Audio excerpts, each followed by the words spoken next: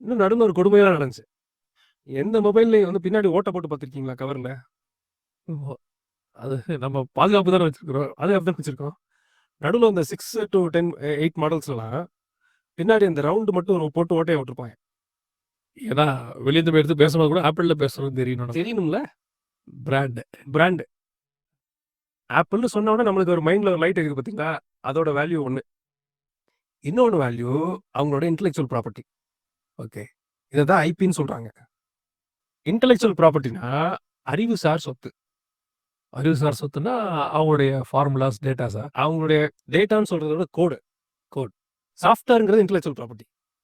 So, அந்த ஆப்பிளுடைய mother board இது பத்தின அந்த கோடெல்லாம் வச்சிருப்பாங்க இல்லையா அவங்க? அவங்களோட ஓஎஸ், ஆப்பு கொஞ்சம் ஈஸியா புரியறதுக்கு நான் சொல்லட்டுமா? இந்த KFCய பத்தி சொல்லும்போது, அந்த KFCயோடைய சமைக்கிற ஃபார்முலா வந்து இன்ன வரைக்கும் யாருக்கும் தெரியாதும்பாங்க.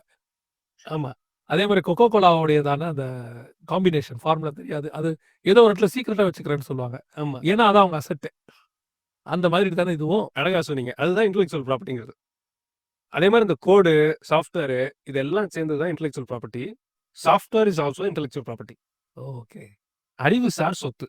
அப்ப அந்த மிச்சம் 88% 90% வந்து அறிவுசார் சொத்து. அறிவுசார் சொத்து தான். ஓகே.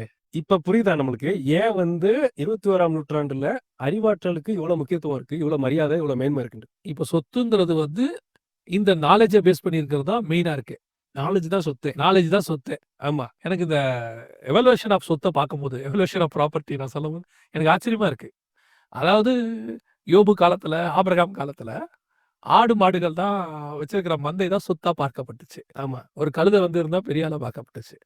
அதுக்கப்புறம் வர காலத்துல வந்து அ வீடு, வாசல், அரண்மனை, லேண்ட் எவ்வளோ வச்சிருக்காரு, அவர் எவ்வளோ வச்சிருக்காரு, அதுதான் ப்ராப்பர்ட்டியா பார்க்கப்பட்டுச்சு. ஒரு காலகட்டத்தில் நாம படிக்கிற படிப்பு சொத்தா பார்க்கப்பட்டுச்சு. என்ன டிகிரி வச்சிருக்காரு, அத பேஸ் பண்ணி தான் அவருக்கு கல்யாணம், அத பேஸ் பண்ணி தான் வரதட்சணை, அத பேஸ் பண்ணி தான் எல்லாமே நடக்கும்.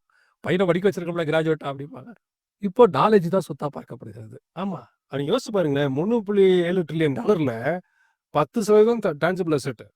மீதி 90% அந்த பிராண்டுக்கு இருக்க வேல்யூவும் பிராண்டுக்கு இருக்கிற வேல்யூவும் இன் சென்ஸ் நாலேஜ் சம்மந்தப்பட்டது தானே. பெர்செப்ஷன் தானே. அதுக்கப்புறம் அதுல இருக்க சாஃப்ட்வேரும் கோடும் தான். அதுக்கு ஏதாவது கண்ணுல தெரியுமான்னு கேட்டா எதுவுமே தெரியாது. Only knowledge. இது போதாத குறைக்கு இப்ப நீங்க பாருங்க. ஏஐன்னு சொல்றோம் இல்லையா? ஏஐங்கிறதுக்கு ஏதாவது டான்ஜிபிள் அசெட்ஸ் இருக்கான்னு கேட்டா கிடையாது. நாலேஜ் சம்மந்தப்பட்ட விஷயம். நீங்க இந்த பிட்காயின்னு சொல்றாங்கல்ல. அது எனக்கு இன்ன வரைக்கும் அது புரியவே இல்ல பிரதர். அது இந்த கிரிப்டோ கரன்சின்னு சொல்றாங்க இல்லையா? அதுவும் நாலேஜ் சம்மந்தப்பட்ட விஷயம் தான். இதெல்லாம் பார்த்தோம்னா, இன்னைக்கு சொத்துண்டு ஆர் அறிவு சார்ந்த விஷயமும், அறிவாற்றலும் தான் பணமா இருக்கு.